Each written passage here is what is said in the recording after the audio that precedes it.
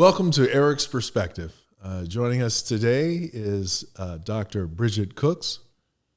I'm honored and happy that you agreed to be here today, so thank you very much. Thank you so much. It's great to see you. And it's great to see you, too. That's the other side of it. I haven't seen you in a little while. Between the pandemic and me moving from my old space to the new space, it's been a little bit of a challenge. So the world has changed and changed and changed again. Isn't that something? I mean, it's just kind of incredible. In the beginning, at least, it was a little scary, but it's nice. It's nice that we're progressing through it. Yeah, I feel like we're making some progress, and we can sit here without our masks and, not be terrified. Exactly. So. And I'll just say that, and I heard you say the same thing, I'm fully vaccinated. And anyone listening or viewing, I encourage you, if you haven't already been vaccinated, please do that. Please get vaccinated. Because that'll help us all. It's not, it's for you as a person, but it's for everyone else too. So thank you.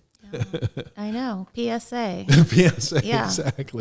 Exactly. So, Bridget, I thought we would start by just learning a little bit about you, how you first got started. What was it that got you interested in the arts? Oh, my gosh.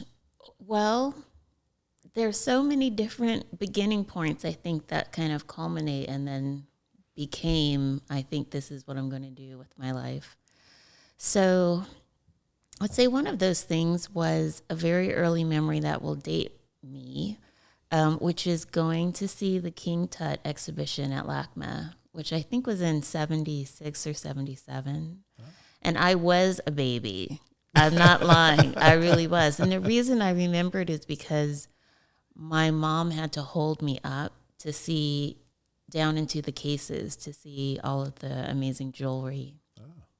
And it made this big impression on me. I remember it was very crowded, it was very loud, and it was a big deal. Like a group of people from my family, we all went together. And we grew up south of Pico, but not far from LACMA. And the museum was always a special place, kind of a special occasion to go. And so art had a presence in my life. It seemed to be a destination, something that was unique and celebrated. And I went to college at UC Irvine where I teach. Oh. And I went as an art major. I wanted to be a painter. And I bought the biggest canvas I could afford and sat there in front of this, very intimidating blank canvas and realized I didn't know what I wanted to do. And I didn't know really anything coherent about the history of art or painting in particular. So I started taking art history classes, and then I got really seduced by all of the stories of these crazy people cutting off their ear and giving it to a prostitute. And, it was like, what is this? I was raised in the Black church, and I was used to dramatic stories. And then I came to art history, and I was finding, these stories that were epic and really interesting. So I majored in art and art history. And then I realized that we weren't learning anything about Black artists in, the major art history classes. And there were a couple of Black artists, who were at UC Irvine. Pat Ward-Williams was there. Ulysses Jenkins, he was hired while I was there. And I knew that there were contemporary African-American artists, but I didn't know anything about what had happened before. Mm-hmm. And so that really encouraged me to pursue art history more, and it helped me feel like there was a place for me because it was a field that was underdeveloped. So that's initially how it started, and from there I went to the University of Rochester. I worked with Douglas Crimp and wrote a dissertation about a history of Black exhibitions, art exhibitions, and also World's Fairs. Oh. And so it kind of took off from there. So I have to ask, so you were also majoring in art in the beginning. Are you still an artist? Do you paint? I think I'm still a creative person. One of the great things about my job is I've as I practice it is I meet a lot of artists and talk to them a lot, spend time in their studios. I write about their work. And I have to say now I'm not an artist because it is a full-time job and you've got to, put the hours in and have the ritual. And I am a writer and a curator and academic, and I can't say that even if I make a painting once in a while, I wouldn't call myself an artist because I'm just not putting in the effort and time that you really have to be the best at your craft. It's interesting that you say that because I think, at least in my experience in talking with different collectors and individuals and people and so forth, some people might get the impression that if you're an artist, that it's just kind of this frivolous activity. Yet it requires a discipline and investment of time that is pretty significant, right? I mean, no matter what the art, it could be visual arts, it could be music, it could be, you name it. It's not something you could just kind of all of a sudden go, oh, you know what? I'm an artist, boom, and that's it. You just put something on a canvas, and that's the end of the story, right? No, yeah, the artists I respect are working full time, and they have no choice but to be artists. There's something in them. There are things that they want to say, and that's the way that they can express what they have to offer, their experiences that they've had. So they're always thinking, for me, as someone who's a writer and a professor, school's out right now. I'm in the middle of grading, but I'm still working. I'm constantly thinking about what can I do better next time? What's going to be interesting to the students? I'm constantly thinking about essay deadlines that I have coming up and what I want to say in those essays. So I think for artists, and probably for people outside of the arts too, if you're really dedicated to your field, you're always working in some way. Exactly.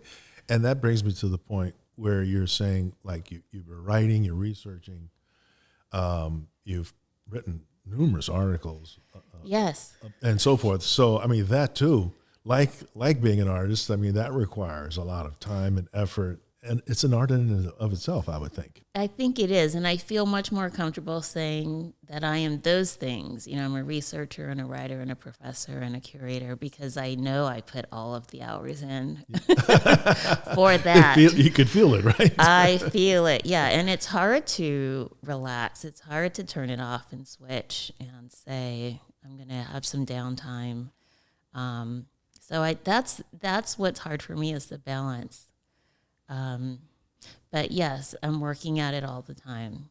And yes, and I do want to talk to you at some point about the Colescott because it's right here. We're not going to be able to ignore the Colescott. No, we can't. We can't. No, this is a piece titled "Death of an Old Mulatta." Oh, executed in 1991. Excuse me, he passed away in 2009. I was about to tell you his, not to tell you, you already know, but that he died in 2009.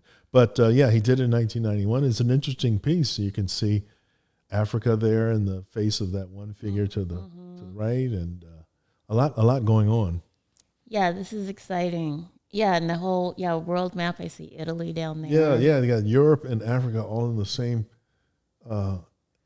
painting. That's really pretty fascinating. I'll have to before I leave, I'll have to stand back and get a whole view of it. Oh no, absolutely. I think it's just a wonderful painting, and I love it greatly.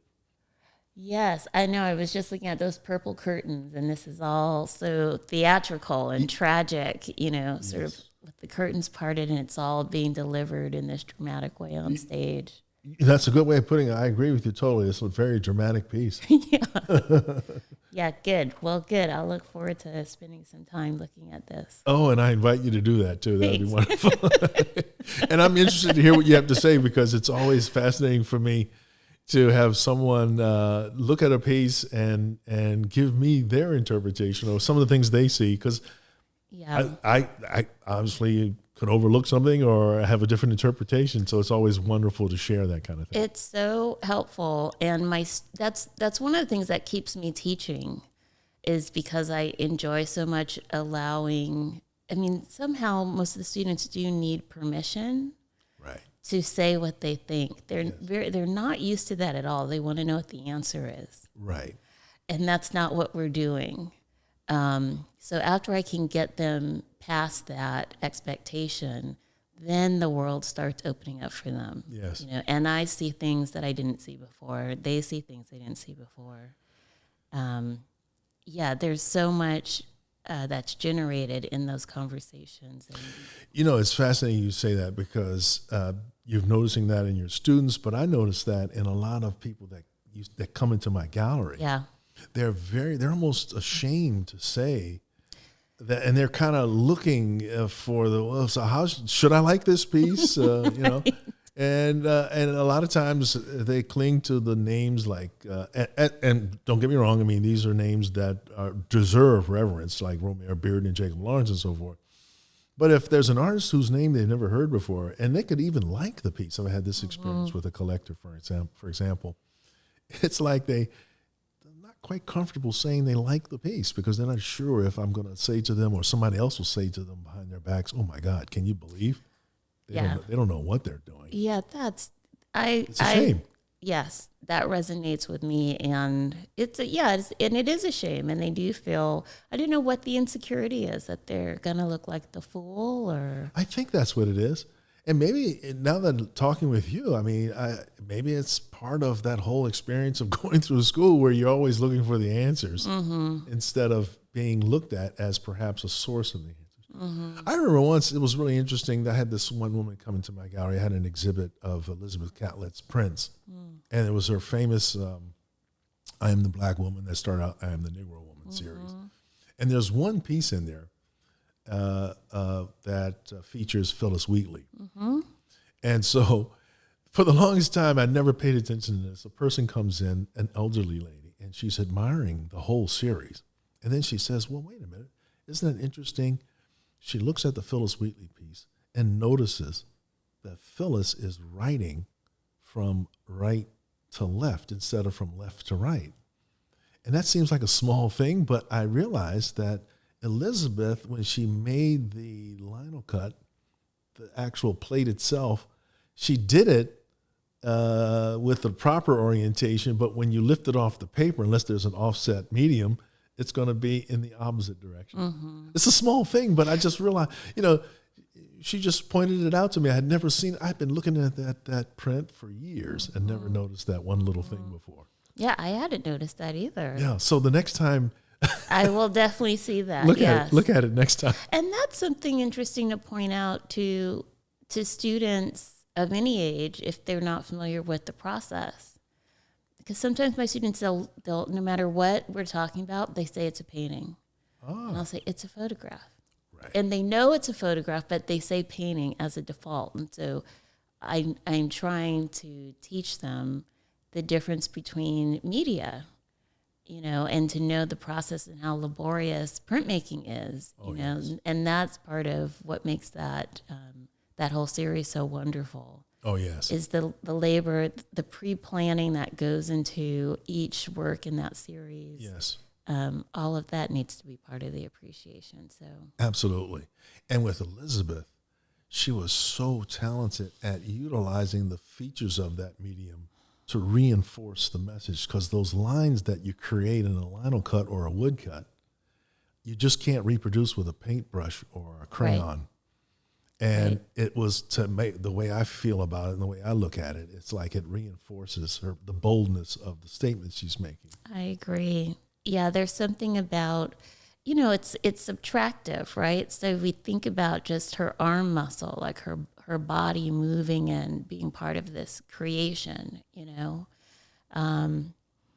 And it's sharp. You know, you've got to be careful. You have to be deliberate. Oh, yes. You've got to plan it out. Oh, my God. And the slightest relief or increase in pressure could affect the width of the line. That's and right. so forth.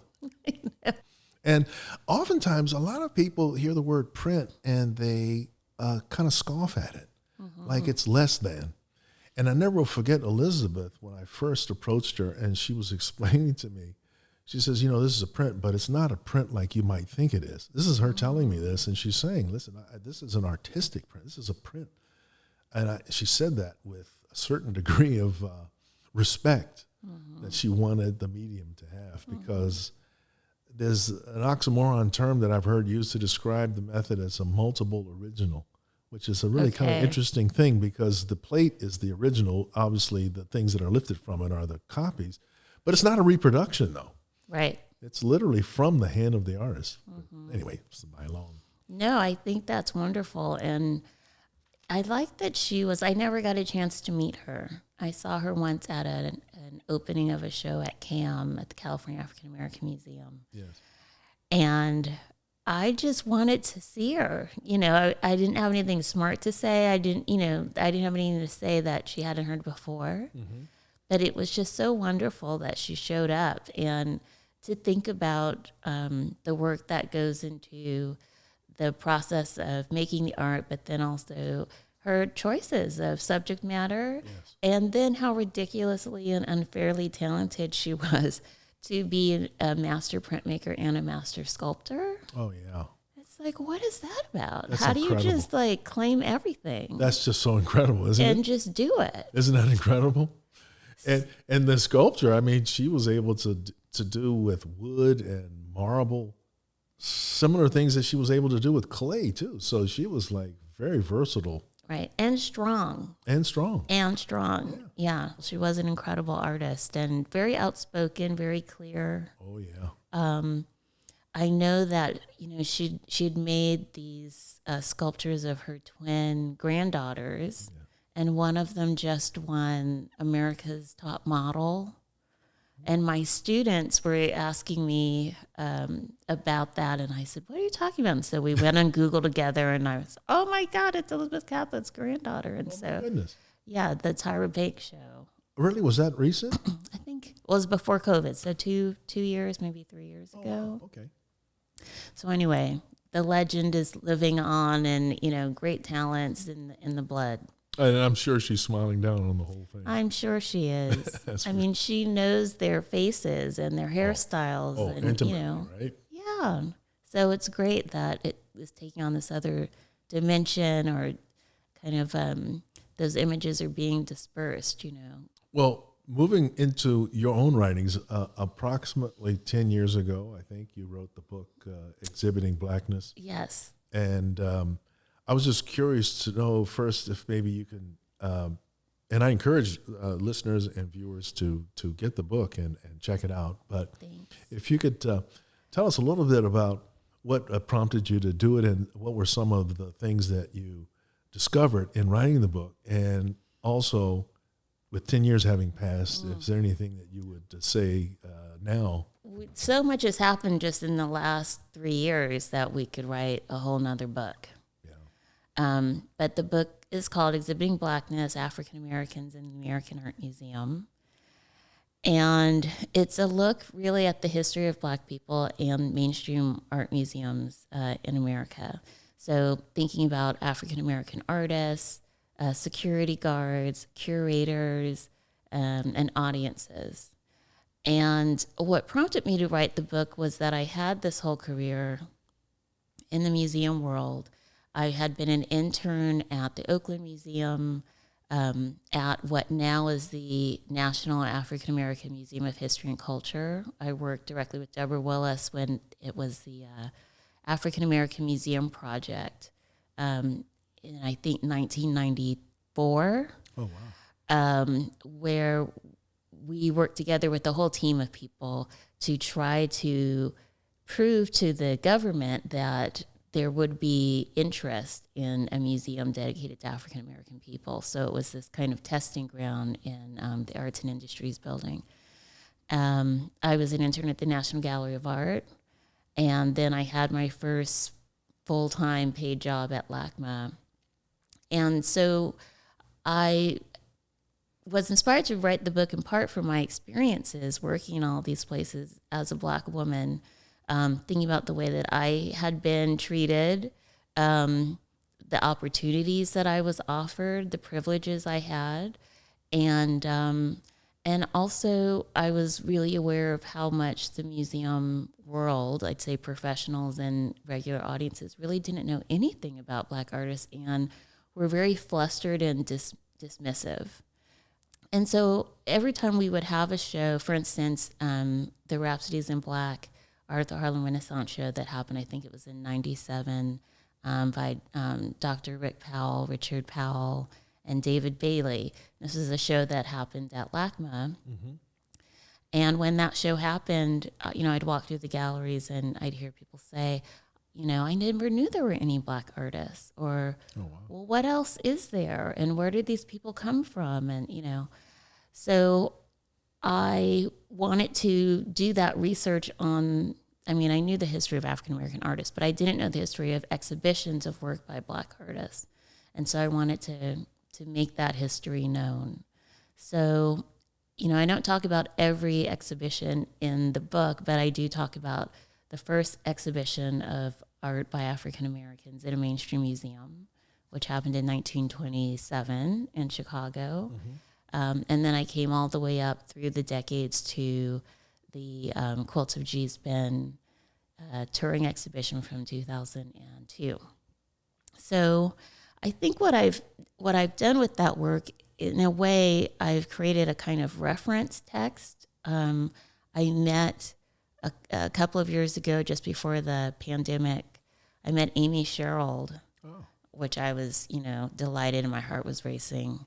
And someone introduced us, and then she said, and she wrote Exhibiting Blackness. And then Amy looked at me and she said, "Oh, your book is my Bible." Oh my goodness. She hugged me, and I just, Oh, that must have been it wonderful. was an incredible moment, and I was like, "Somebody take a picture." So, so I have like 4 pictures of us together. But awesome. It was great. And she said that she sometimes, before she speaks to an audience or has to give a talk, and she wants to talk about the history, she'll look at my book and kind of refamiliarize herself with the past and the story that I'm telling, which is our story. So it's really had a life of its own. I've spoken to university audiences, but also museum audiences and directors and curators, and a lot of docents who were trying to figure out what to do, how to talk about art. I've had a lot of conversations about what should be in a label for an artwork by a Black artist, mm-hmm. And done kind of workshop discussions, events with different groups of people. So a lot has happened, since then, in the last 10 years. I don't think I'm going to write another Exhibiting Blackness, but I have been approached about doing something like that. But there are so many younger people who I think are doing the work and really combining activism a bit more with their demands for how things need to happen now and how they need to go in the future. Mm-hmm. And I think that my work has been more about writing about artists and then curating. So that my next book isn't going to be about Exhibiting Blackness, but I do talk a lot about, what do you think about what's going on now, and Black Lives Matter and mainstream museums and how they're responding. And I'm happy to talk about that, because I'm just as interested in it now as I was, back then. So what do you think? Given because what was it? Soul of a Nation toured. It was an interesting exhibit. I really enjoyed it. For example, what did you think of that?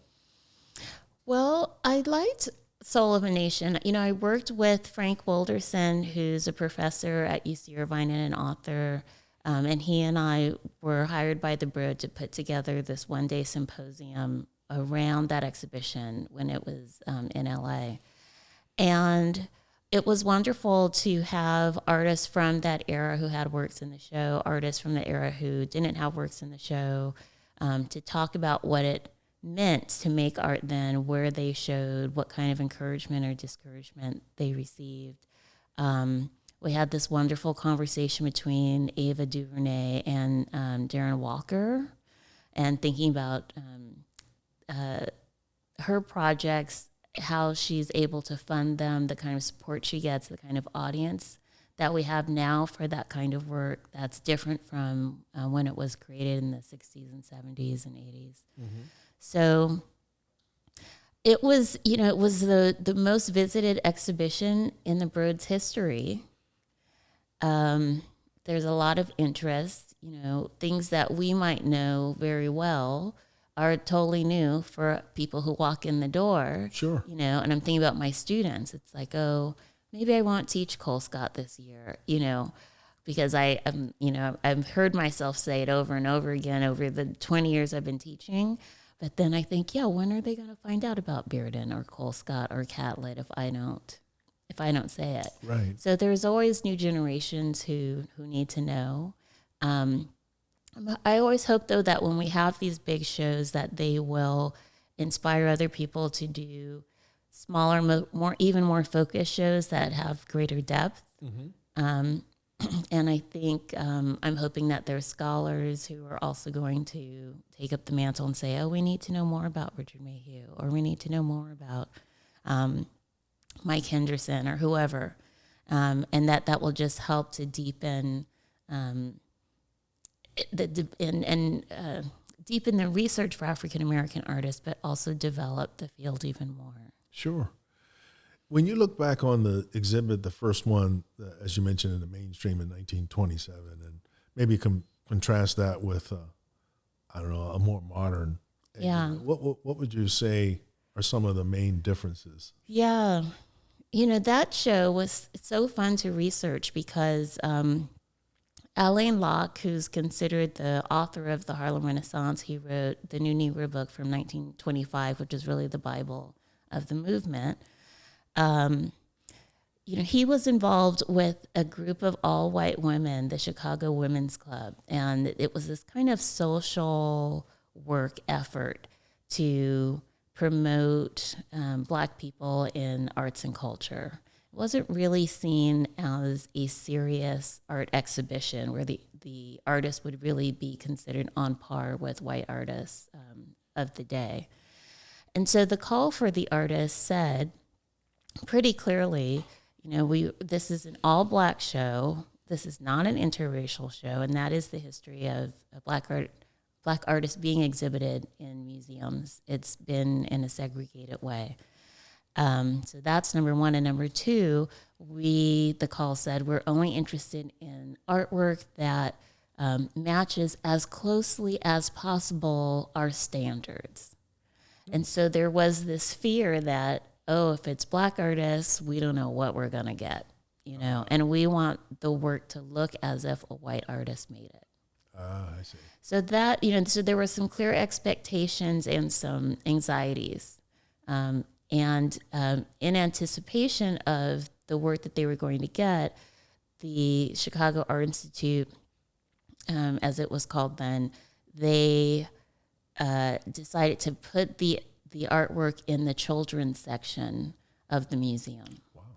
And then a second part was in space for the meetings of the Chicago Women's Group.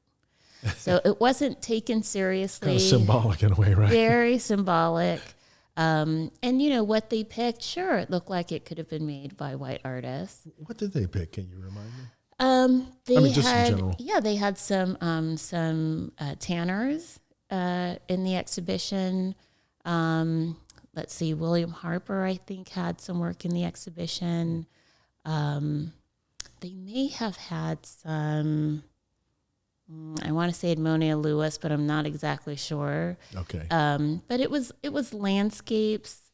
Really, much of it looked quite impressionist. They were dated. They weren't from the 1920s in terms of their style. They weren't really cutting-edge contemporary art. It looked like 19th century work. I see. So there was something very old-fashioned and I think safe about the work that they picked. Mm-hmm. And then they also combined it with African sculpture, which was interesting. Would that be Alain Locke's influence, perhaps? I think that's Alain Locke's influence. I don't know how the exhibition looked in the galleries, if they had African art in one place separately from, because it was in two different spaces, or if they had the sculptures kind of interspersed with the fine art, quote unquote, fine art by the Americans. So, it was an opportunity for Black artists to show their work, to be exhibited at all.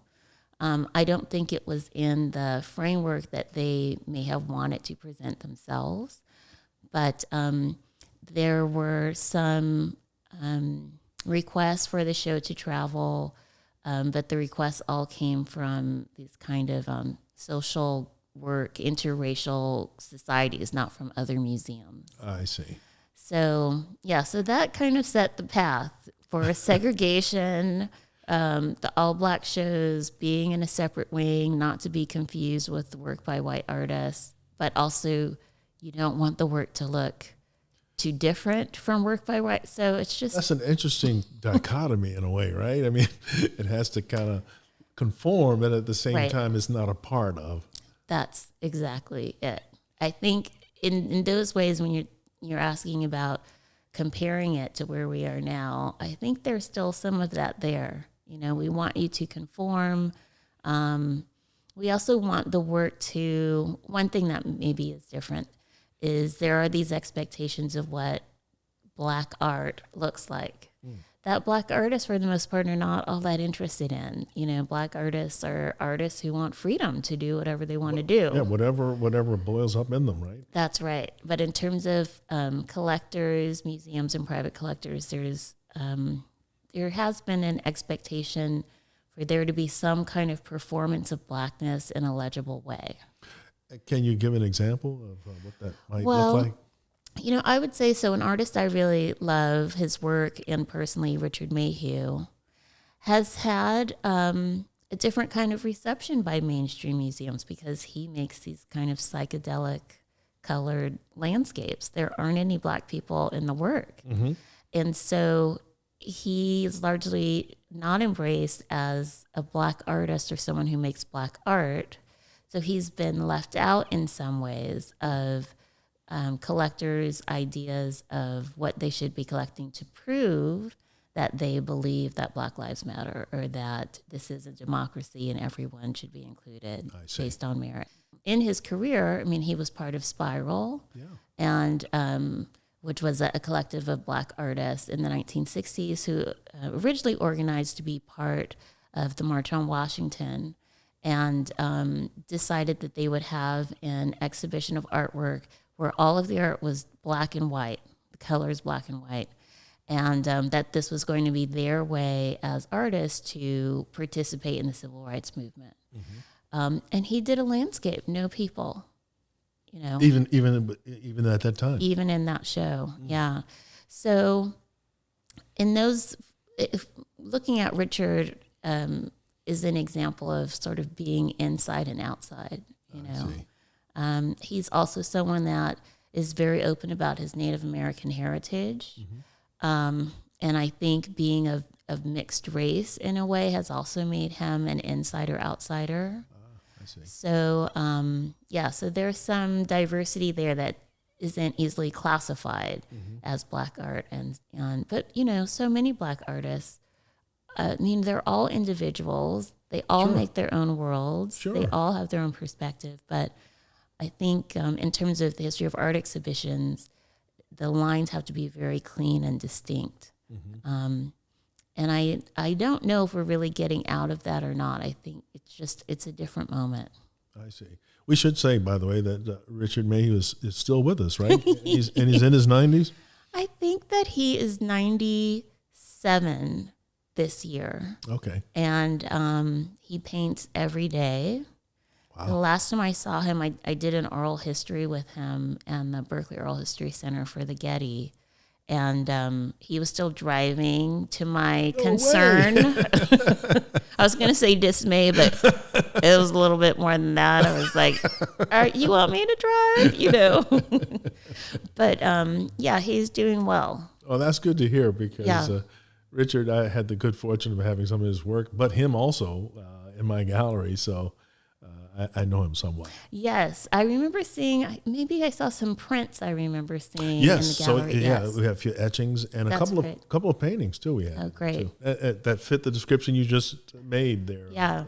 Really interesting landscapes involving trees and hills and so forth. I think about his work. People will say Black art has to be political, and not all Black artists want to be overtly political. They don't need to make paintings that say Black Lives Matter, Right. But the politics can be there in a different way. I think about his work as being peaceful. Right.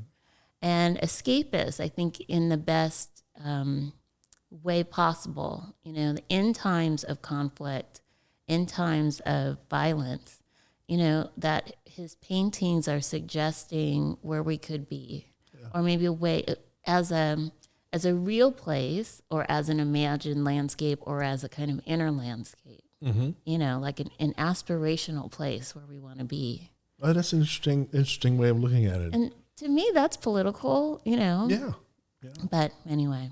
Well, it reminds me, and I'm going to probably butcher this a bit, but someone was describing to me a piece that Edward Bannister did. Oh, yeah.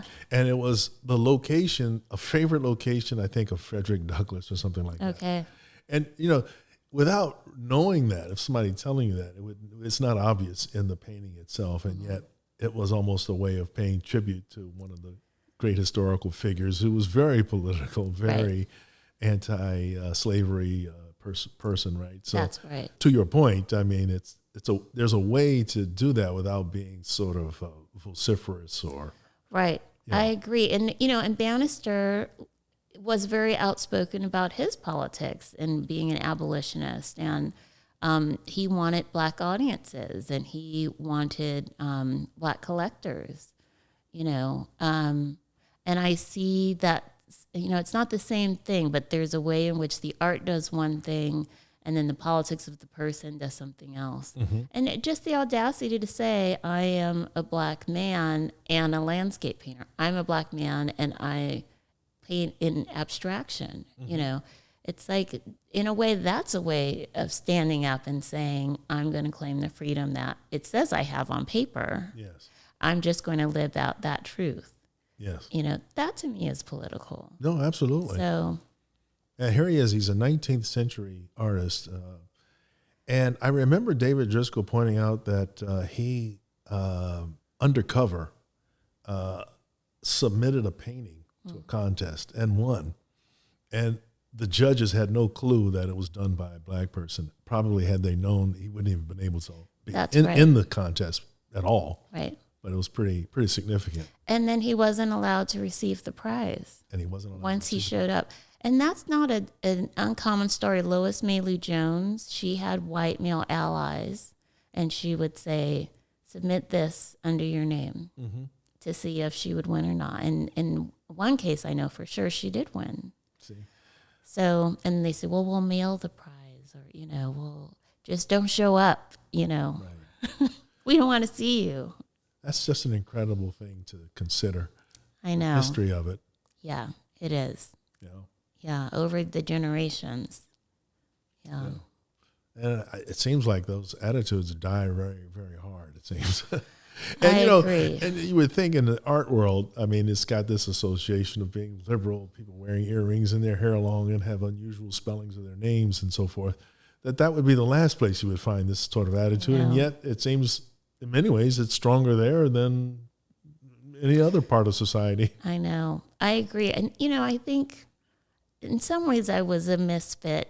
In a lot of ways I was a misfit child. And I think first I studied animal science. I went to North Hollywood High School because they had a zoology magnet. And I was a misfit among other misfits who kind of were awkward and related more to animals than people. I think going into the arts, it was that same kind of thing. It's like, let me go there, and that's where I can figure myself out, meet other weirdos, make cool things, be in the studio all night, listen to great music, travel the world in a way, through the study. But now, having been in the arts for so long, it's clearly corporate work. You really have to find your people and hold on to that magic that got you into the business in the first place. And I do find that with artists. I mean, I often become friends with artists because we're able to meet each other in a beautiful space of world making and magic and history and reality. somehow in that chemistry, then you become bonded, But yes, it's a business. But the academy, I work for the state of California. It's a business. So it's disheartening, but then you also just figure out if this is how it works, how can we get some of the magic in there, while we're doing the business. Right.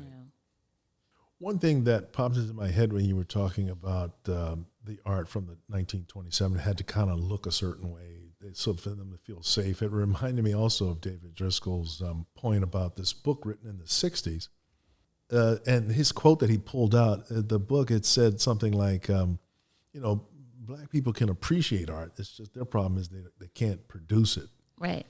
And then it went on to explain in greater detail why that was the case. And their theory was because the black person was just infatuated with black people. And so the problem was it was just too much focus on themselves as black people.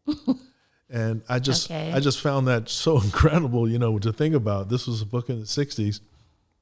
And it's just sort of the opposite, instead of, I guess it's kind of encouraging this, I guess, trend towards abstraction, I guess, because that's when abstraction, I think, was probably reigning the day, whatever. I'm not sure, but I don't know. How do you feel about that particular? Well, yeah, I have a lot of thoughts about that. Well, I mean, one thing is it seems so strange to say if black people would stop, and this is not exactly what you said, but they would stop focusing on blackness or black people, they would be fine. Well, what about white artists? Right. Aren't they paint white people all the time. Is that their flaw? Right. Or, it seems like that quotation is telling us more about the speaker than, of course, about the subject. Exactly. That it's showing their discomfort with, oh, now I have to see art with black people in it. Yes. This makes me uncomfortable. But I think it also reminds me, there's a quote by, that I'll paraphrase, by Johann Winkelmann, who's considered the father of art history. And he said that the reason why Africans, who's speaking specifically about Egyptians, could never exceed in the visual arts was because they were limited by their own ugliness. Oh, my goodness. So he said, the Greeks, beautiful people, beautiful art. All right, I'm not going to argue with that, but I'm not going to say that they're the only beautiful people who can make beautiful art. Right. But that was it. It was kind of in our physiognomy. It was in our visual appearance, and we couldn't ever get away from that to actually understand what beauty was. Which was fascinating to me because that immediately puts limits on who can be an artist and who can be taken seriously and who can't. So, it's there's a lot of anxieties, I think, in controlling these racial boundaries of artistry. And I'm so glad that you're bringing up David Driscoll because I could talk about him all day. He's been such an important influence in my life. And I remember there was a book signing at your gallery where we stood in line and I got to introduce him to my mother for the first time. It was such just a wonderful, moment to say, this is one of my mentors and he's, and they immediately hit it off. And excellent. Yeah, I miss him. So many of us miss him so much. But, he was one of those great orators who had this knowledge, lived experience and study, a scholar, a curator, an artist, yes, an institution builder, and he's an example of the kind of person you really have had to be if you're going to be African American, promoting African American artists. You have to write, and this, you have to have the gallery, you have to meet the artists, you have to publish the books, you got to do the podcast, Absolutely. You don't just get to do one thing. No, exactly. So, and he mentions that, and his mentor, James Porter, was the same way.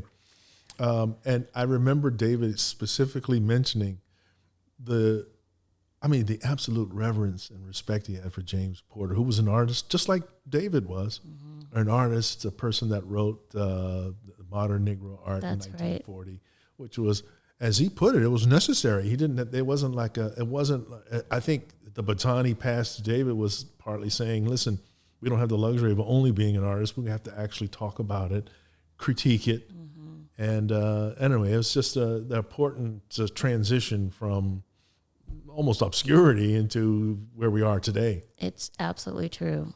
And that, the book that David Driscoll wrote, the catalog for 2 centuries of Black American art, that became a textbook really for a generation. Oh, sure. I think that book and Samela Lewis's volumes of African American artists. Absolutely.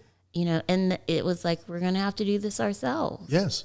And when you rewind the clock, think about it. I mean, you mentioned Alain Locke and the Negroid art, and then you got modern Negro art by James Porter, then 2 centuries by David Driscoll, and the books by Samela Lewis on African American art. Right. I mean, those form the foundation That's that we right. stand on to pursue from there. They told us about curated art exhibits about these very important artists. I absolutely agree, and I would say another name. I mean, someone who's younger, but Deborah Willis has been just nonstop with the the photography, the exhibitions, and then the multiple books. And then she's asked to write a foreword for everybody else's book, that has anything to do with Black people in photography. But when I first went to graduate school, and I went to the art library and I looked up African American art, to do some research. All of the books were by Deborah Willis. Oh my goodness. And then I had to reach out to her and say, hello, my name is Bridget Cooks and I'm a graduate student. And was she receptive? Yeah, the way the story went is there was a conference at MIT. This was probably 93 or 94, called Black Women in the Academy. And this is before the internet. And I had this experience of finding her books, and then they have at these conferences, these book rooms, and you go and there's all these vendors and publishers. And I found the table where they were selling some of her books. And I'm chatty, and so I said, I'm so excited about this woman. And they said, oh, she's here. She was just at the table just wondering how the books were selling. And I said, really? She's here? So I said, oh, that's so great. And then I walked away, and then a minute later I said, I'm going to leave a note for her on the message board. We used to have these message boards, right? Because there's no text messaging or cell phones or anything. I said, if she comes back, would you tell her to look for a note to her on the message board? They said, okay. So that's where I wrote on the stationery that I had, I think you're amazing. Can I talk to you? And I was 20 or 21. I mean, I was really young. Mm-hmm. And about 2 weeks later, she called me, and and she invited me to apply for an internship at the National African American Museum project, to which I said yes. And I was so nervous. I remember when I answered the phone, I was blasting Sly and the Family Stone, and I thought it was a friend, and I was like, hey, and Deborah has that, that super sexy voice. She's like, hello, this is Deborah Will. I'm like, oh no. So I remember scrambling for the volume knob. Yeah, and it was like, this is when phones had cords. Right. So I had the phone, and I'm trying to get to the other side of the room, and yeah. But she really took me under her wing.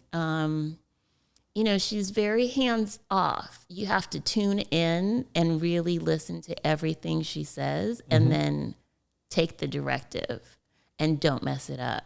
Oh, okay. And I've learned so much from her, because she's for a generation of women, maybe even more, she has been such a model of just doing your work, but making way for other people, giving other people opportunities, inviting them to be a part of a book or a talk or a series of some kind, and giving you your break. Mm-hmm.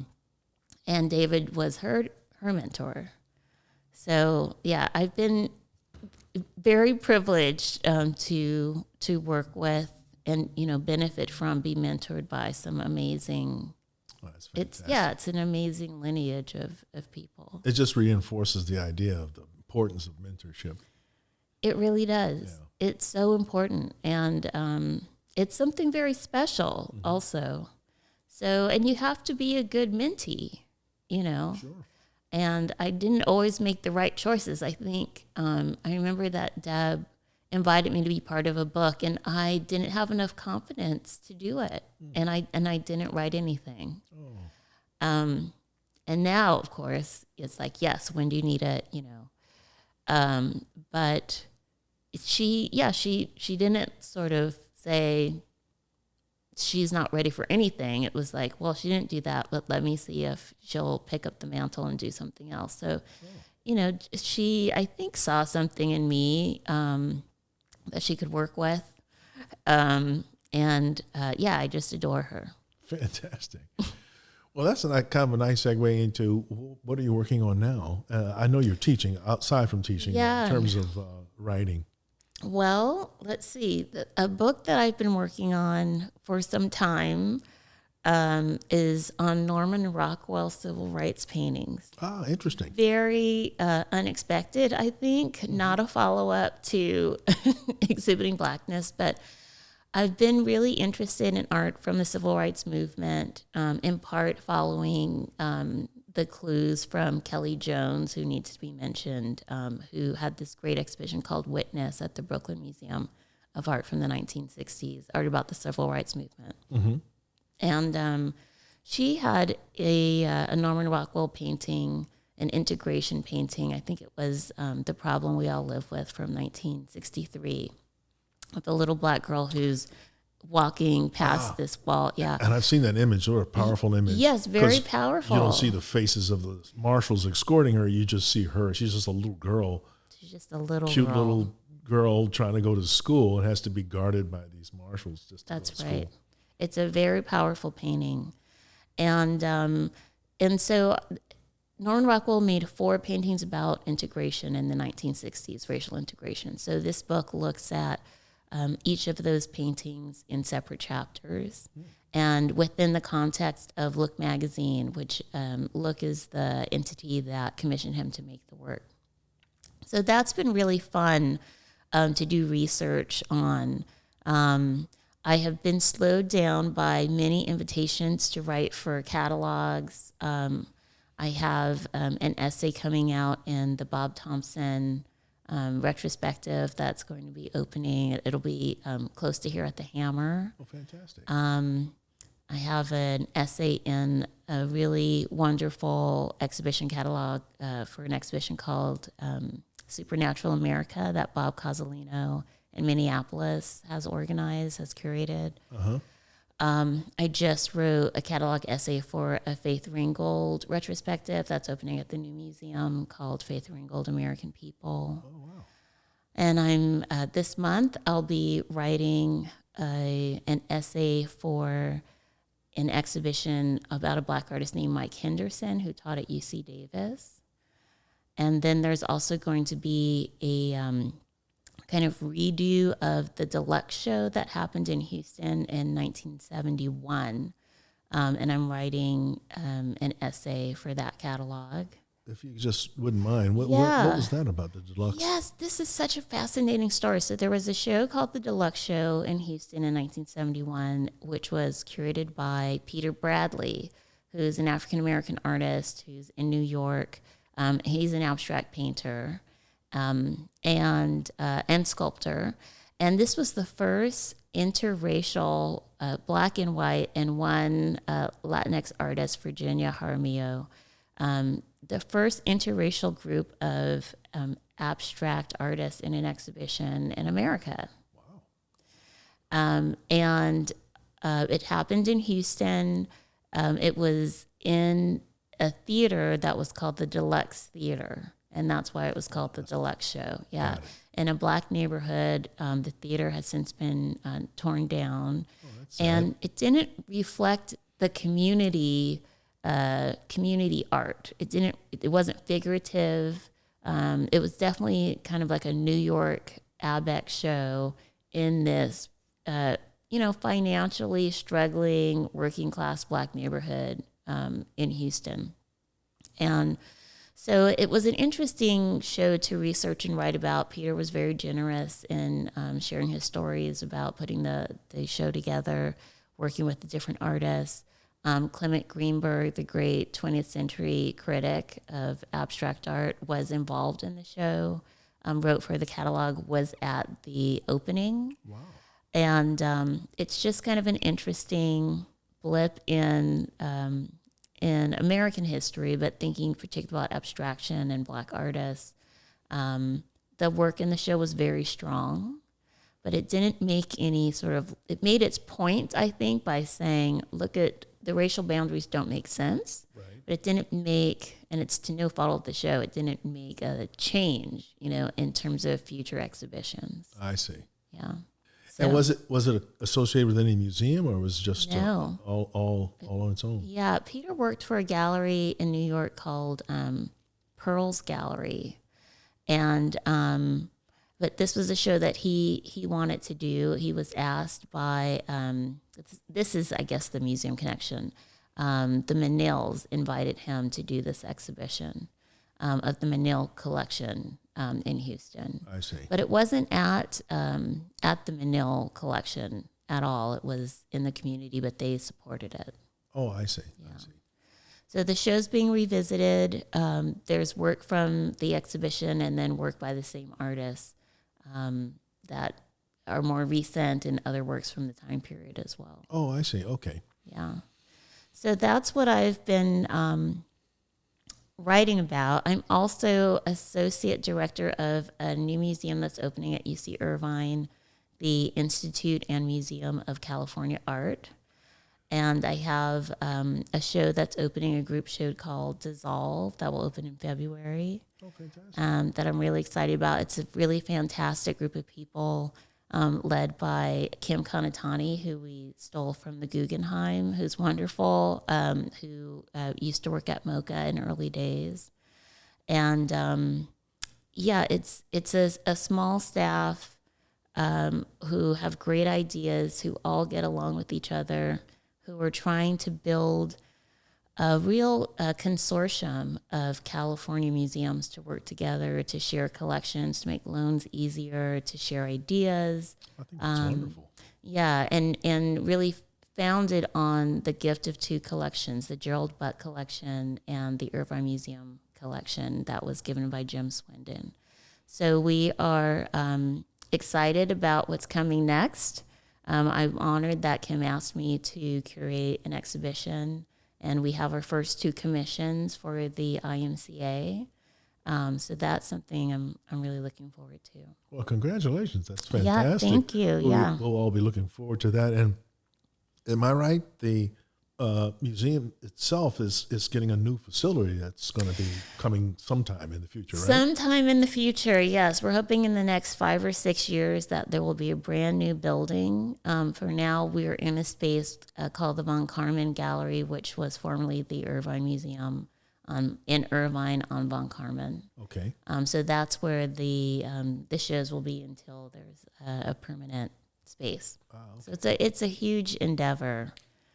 And it's the state of California, so there's a lot of a lot of hoops to jump through, so to speak. Yeah, a lot of bureaucracy and a lot of offices that have to sign off, and but we're committed to it. I think it'll be great. Well, that's exciting. It'll be a benefit to all of us in California and beyond. People coming in from outside of the state. I think so. Well, that's fantastic. And besides that, any other curatorial projects coming up? Well, let's see. Yes. I have an exhibition that's touring right now called the Black Index. And it's an exhibition of 6 artists who have made work that really reflects our moment right now of dealing with a kind of normality of white supremacy, a normality of Black death, and how we survive and even thrive despite these dire political circumstances that we find ourselves in. Yes. So Alicia Henry, Lava Thomas, Kenyatta A.C. Hinkle, Titus Kaffar, Dennis Delgado, and Whitfield Lovell are the 6 artists in the show. It's kind of an all-star cast. Nice. Many of them made work just for the show. They really believed in the theme and the idea behind it. So it opened at UCI, unfortunately, during COVID, and very, very, very few people got to see it. But it's open at the Palo Alto Art Center right now through August 14th. Then it's going to UT Austin. Okay. And then that would be Texas? In Texas, okay. yeah. And then it's going to the Hunter College Art Galleries in January. And that's in New York. In New York. Yeah. And then when that show closes in April, I have a solo show of Lava Thomas's work that's opening at the Montgomery Museum of Fine Art. And where's that? In Montgomery, Alabama. Oh, wow. And okay. she's done, there'll be 3 bodies of work, but the main feature body is called Mugshot Portraits, the women of the Montgomery bus boycott, where Lava has, and I have 3 of these in the Black Index, but Lava has made 15 of these drawings slightly larger than life based on the mugshots of Black women who participated in the boycott. And so this is a really historic opportunity to show those portraits in Montgomery. So the show's called Lava Thomas Homecoming. Wow. And I'm really that delighted. Sounds interesting and exciting. It's really interesting and exciting. And we've been making contact with some of the family members, inviting them to be part of the audio tour to tell us about their relatives. I just think it's going to be really a very moving, even spiritual kind of moment where people can meet Lava, we can meet the family members, and we can really focus on the individual women as women and not as just criminals, you know. Right. Criminals for protesting about unfair treatment and discrimination and so forth. Yeah. That's incredible. Yeah. But we only know about Rosa Parks broadly, and we know, some of us, about Joanne Robinson, who was the main organizer of the mass action. So this is an opportunity to learn more about the everyday radicals. I think that's fantastic. Yeah, I'm really excited about it. And when did you say that'll be? So that opens on April 30th of 2022. All right, I'm going to have to mark that down. Everybody, please come to that. Check that out. Yeah, it'll be up through July 24th. Okay.